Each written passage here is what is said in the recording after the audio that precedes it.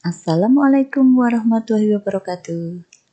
Hari ini kita akan membahas sistem gerak pada manusia. Sistem gerak pada manusia terbagi menjadi dua, yaitu alat gerak pasif dan alat gerak aktif.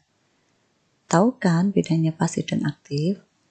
Pasif, bagian yang ikut bergerak, sedangkan aktif adalah bagian yang menggerakkan. Alat gerak pasif pada manusia adalah tulang, sedangkan alat gerak aktif pada manusia adalah otot. Kita nanti juga akan membahas tentang persendian. Tetapi khusus hari ini kita hanya akan membahas tentang rangka atau tulang. Sebelum kita lanjut, perhatikan gambar berikut ini ya. Itu adalah gambar rangka. Coba kalian bayangkan sebentar, bagaimana bentuk tubuh kita jika kita tidak mempunyai rangka. Apakah kita bisa berdiri? Apakah kita bisa duduk? Tentu tidak ya.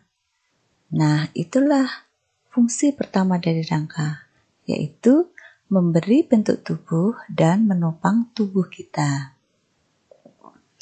Kemudian perhatikan gambar yang ditunjuk oleh tanda panah. Bagian tulang seperti garis-garis itu disebut tulang rusuk. Itu adalah fungsi yang kedua dari rangka, yaitu melindungi organ dalam, khususnya organ hati dan jantung. Kemudian di atas tadi kita sebutkan ada pasif, ada aktif, ada tulang dan otot. Bagaimana hubungan antara tulang dan otot? Itu adalah fungsi dari rangka yang ketiga, yaitu sebagai tempat menempelnya otot. Sedangkan fungsi keempat dari rangka adalah tempat pembentukan sel darah merah. Pembentukan sel darah merah itu terjadi di tulang panjang, seperti yang tampak pada gambar yang ditunjukkan oleh anak panah berikut. Sebelum dilanjutkan, mari kita ulangi sekali lagi fungsi dari rangka. 1. Memberi bentuk tubuh dan menopang tubuh kita. 2. Melindungi organ dalam. 3. Tempat menempelnya otot. 4. Tempat pembentukan sel darah merah. Kemudian, tahukah kamu bentuk tulang yang ada pada tangan, tulang jari, dan tulang pipi kalian? Coba sekarang rabalah tulang lengan bawah, tulang jari-jari tanganmu, kemudian tulang pipi. Kamu akan merasakan bahwa bentuk dan ukuran tulang-tulang tersebut tidak sama kan?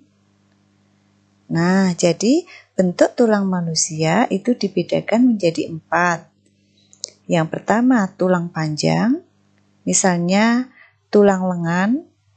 Yang kedua tulang pipi, misalnya tulang dada. Yang ketiga tulang pendek, misalnya tulang ruas jari.